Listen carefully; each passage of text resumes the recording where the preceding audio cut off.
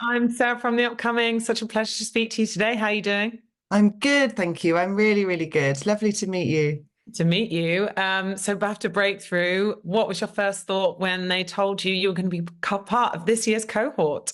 Honestly, I kind of it came up and I had a panic and then I thought, oh, maybe I've reread it. You know, when you try and read, when you read things and you think maybe I've just read what I want to read. So I was in a meeting, so I had to kind of hold it. I was over the moon, but I had to kind of double check it to make sure. What's amazing about BAFTA Breakthrough is obviously the people that have come before you, but also the people that you're doing it with, my peers, and to be kind of considered as one of them is kind of as much of an honor, I think, really, as it is of being kind of part of the history of BAFTA breakthroughs in the past. Yeah, for sure. And I guess there's sort of two elements to it. It's both really, having that recognition for the work that you've already done, because obviously the criteria, for people who are doing things that really are groundbreaking, but also what it can mean for your career going forward, being on that platform, like you say, with your peers, having, people from the industry that can help you with your future projects. So what do you think it can mean for your career?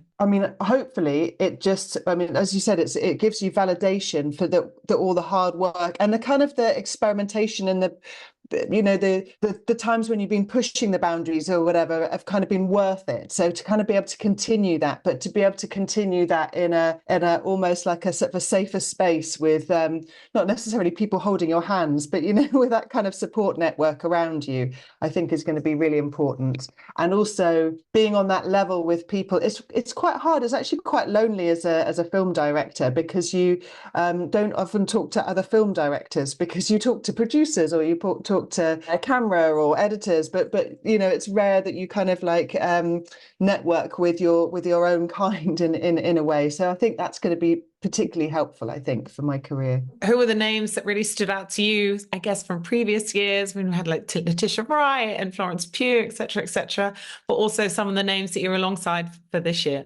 Bowen and Paul Sung, I think they're kind of like the most kind of recent people who I've thought, oh my God, being on a platform with them is pretty cool. Or as in, on a platform that they have been as well. And I need to, and you forgive me because I want to make sure that I haven't had a chance to look at absolutely everybody's profile for BAFTA. We haven't all met as yet.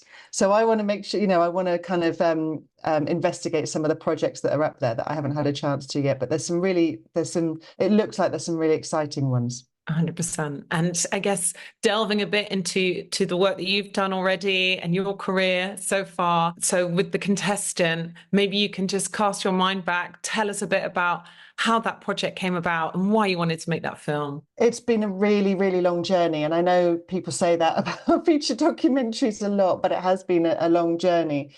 And when I first came across it, the story, which is obviously crazy and feels like it, and I just felt like it needed to be told, but I felt like it also needed to be told from a very different perspective than the one that had been kind of told on the internet so far. I felt that it needed a much more human approach and one that kind of challenged maybe the stereotypes that we think of. So that was kind of my sort of driving force behind it, really.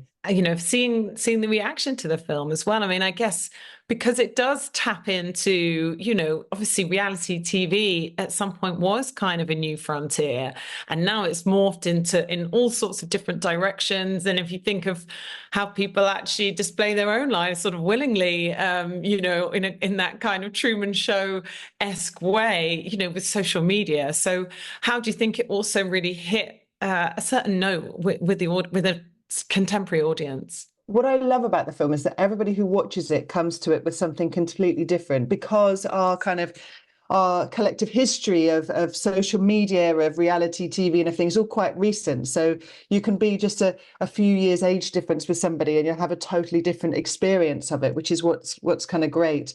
But one of the things that I have, it's very easy to look back on this project on on Dempashon and the series that's looked at in the contestant very critically and I'm not saying it was a positive thing, but it's very interesting us looking back at it now with the kind of the baggage, the kind of history that we have of reality TV when it really was the very first thing and they were winging it. They had no idea what they were doing. They were kind of like making it up as they went along. I mean, I hope that the audience come out of this questioning their own relationship to reality TV, to social media, to the media in general. I mean, I feel like we are all complicit in some way.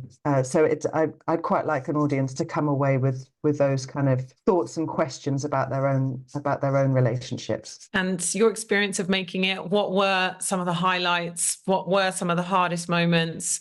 And what do you think you'll take away from that experience and take into your next project? The hardest thing for me, I think, was the fact that we had to shoot a lot of it during COVID. So we did this slightly insane interviews that were remote. And so Megami Inman and I, the Japanese producer, and I, we joke that we kind of became the same person. And I did, she was in Japan and had to do quarantine for 2 weeks. It was very meta because she was trapped inside a small apartment. It's a small room without any access to the outside world apart from to me.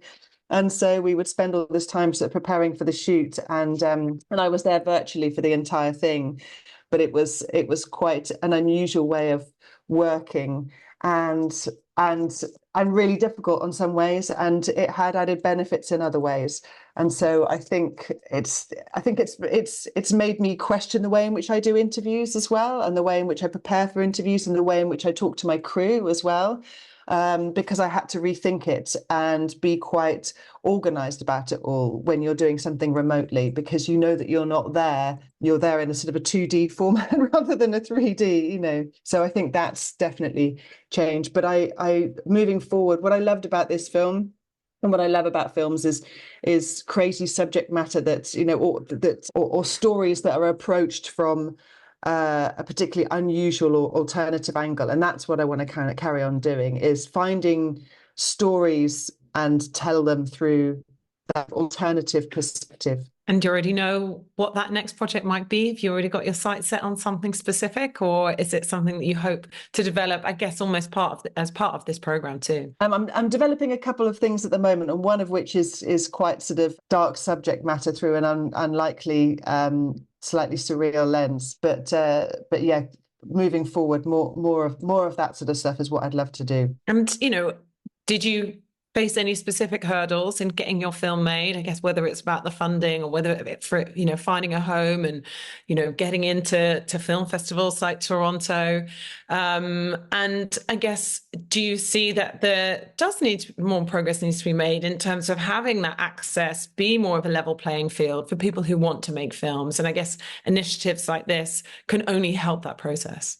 I think so. I mean, making independently financed films, let alone feature documentaries intended for theatrical, is kind of always an uphill struggle, and you know, well, I hope it always won't be, but it is always difficult. You know, throughout my career, it's as a female filmmaker, we're in the minority still, and the statistics are shocking about how they don't seem to be getting much better. Dee Ryder was one of the other a main producer on the project. When we started this, we made a bit of a pact with ourselves that we would try and employ as many women or female identifying people as we possibly could on this project. And it was tricky at times when COVID hit, and you're kind of got all sorts of restrictions, and you need specific experience. But I think we did a really good job of that. And it's actually thanks to her being really supportive of that idea as well. So that's something that I feel very, very passionately about giving other people opportunities. And that's something that I'm definitely going to continue throughout my career. And I guess looking even further ahead, you know, where do you see yourself in the future? And do you have any kind of idols that you look up to that you'd love to kind of follow their path or their trajectory? I love so many idols. I mean, I love Astrid Kapadia, but also kind of Liz Garbus. People like that. I'd love to just continue to make work that pushes boundaries and that looks at alternative perspectives. And sometimes all my influences are not necessarily documentary filmmakers. They might be feature, drama filmmakers, or even music video directors. And it depends on the project. I think I get sort of slowly obsessed by one person for a particular project that I get influenced by.